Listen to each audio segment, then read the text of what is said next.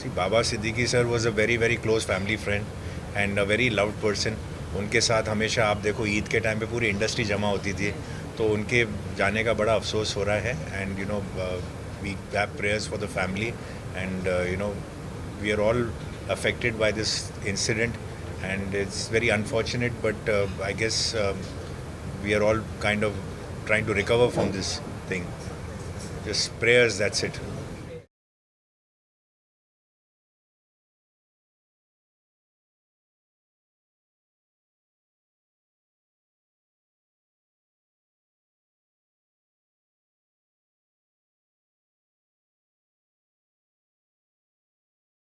मान लिया बड़े ताकतवर हुआ, बड़े बहादुर हुआ, इतने बहादुर इतने ताकतवर हुआ कि आप अपने परिवार वालों को कंधा दोगे. गड़ाई ठाडी रे मेरी सनी देओल सी बाटी रे, तू नहीं का चस्का से एक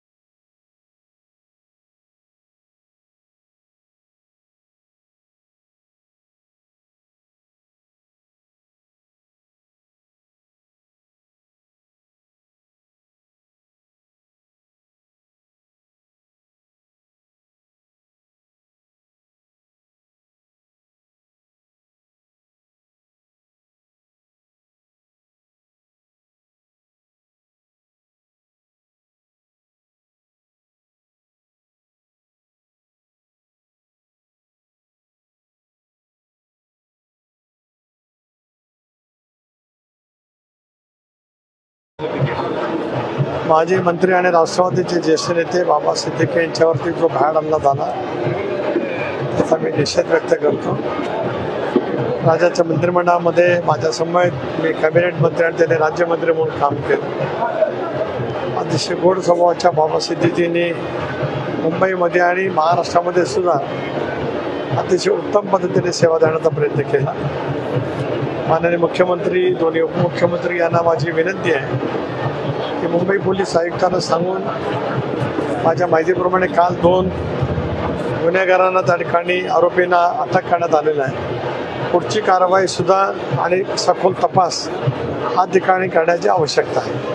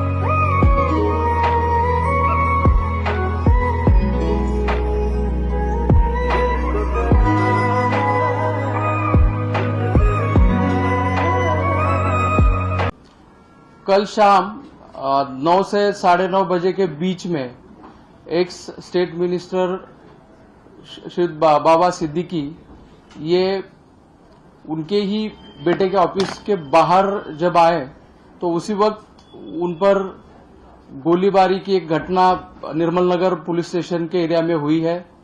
इस घटना के बारे में निर्मल नगर पुलिस स्टेशन में ऑफिस दर्ज किया गया है और तुरंत ही इसका इन्वेस्टिगेशन क्राइम ब्रांच को सौंपा गया है।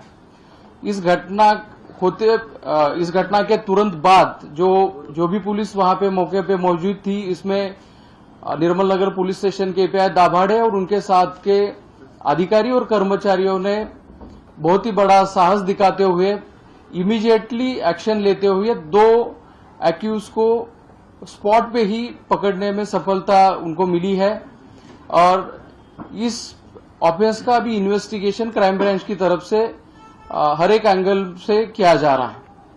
सर बरामद क्या हुआ है? आरोपी के पास से बरामद क्या हुआ है? ये कहा जा रहा है कि 2 पिस्टल बरामद हुई है और दोनों की उम्र को लेकर भी, एक आरोपी की उम्र को लेकर भी सवाल कोर्ट में खड़े हुए, क्या मामला है? एक्यूज के पास से 2 पिस्टल और 28 राउंड्स हमने बरामद किए हैं और एक्यूज की कस्टडी जो है 21 तारीख तक हमें मिली है।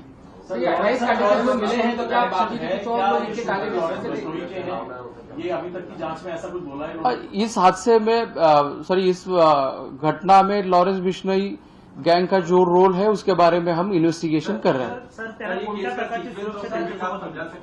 एग्जैक्टली हुआ क्या था वहाँ पर? बाबा सिद्दीकी क्या वहाँ पर कोई इवेंट अटेंड करने गए थे, उसके बाद वो अपने बेटे के दफ्तर की तरफ जा रहे थे, उस दौरान उन पर फायरिंग हुई है? गरबा का कोई इवेंट अटेंड करने गए थे?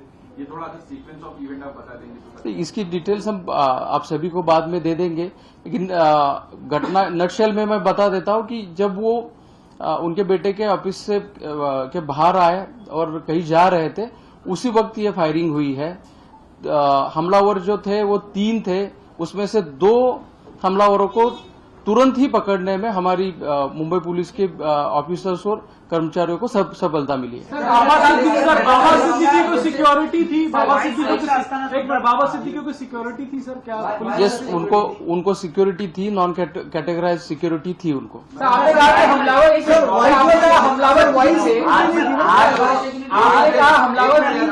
एक बोलिए प्लीज। सर आपने कहा कि हमला जो प्रोटेक्शन होता है वो था उनको, या वाई प्लस कैटेगरी की सिक्योरिटी बताया जा रहा है? जैसे कि मैंने कहा, उनको कैटेगराइज प्रोटेक्शन नहीं था, लेकिन 3 लोग उनके प्रोटेक्शन के लिए दिए गए थे। सर आपने कहा प्लस सुरक्षा होती की नव्हती, नेमकी कुठली सुरक्षा? कॅटेगराइज सुरक्षा नव्हती, जसं आता मी क्लिअर केलं तसंच कॅटेगराइज सुरक्षा नव्हती, परंतु आमचे 3 कर्मचारी त्यांच्या सुरक्षेकरता तैनात होते।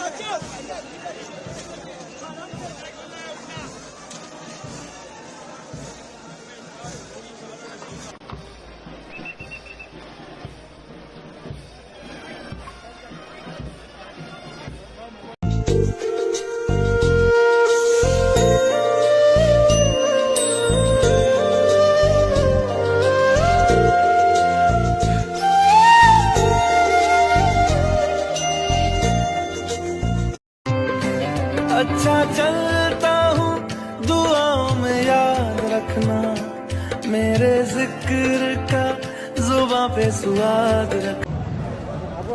अरे भाई साइड हटना।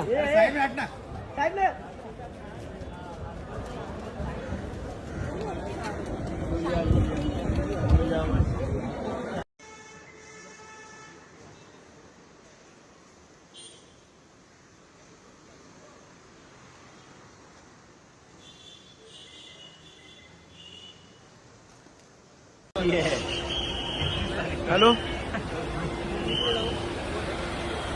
मध्ये अनुक्रम प्रेम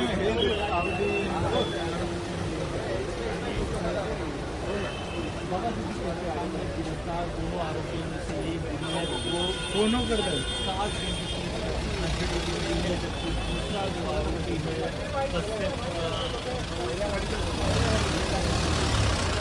मैं बिश्नोई समाज से माफी मांगती हूँ राखी सावंत, प्लीज मेरे सलमान भाई की तरफ से मैं माफी मांगती हूँ। मैं माफ कर दो भैया। मैं ये लो भाई, मैं सलमान खान की तरफ से माफी मांगती हूँ। प्लीज भैया माफ कर दो।